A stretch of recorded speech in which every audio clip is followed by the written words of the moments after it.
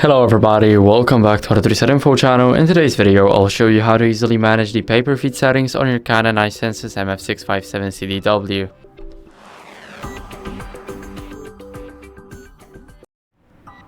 So first, what you guys want to do is go over to the menu. Now here in the menu, go to the function settings, and after that, go to the common. Here we have the paper feed settings, and what we can do is paper source order selection and switch paper feed method.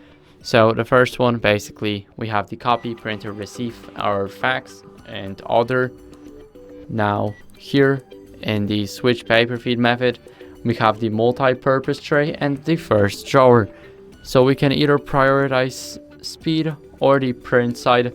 So we can either prioritize speed over quality or just quality over speed. So that's basically it. I hope this video helped you. If it did, then leave a like, sub, and a comment, and I'll see you in the next one.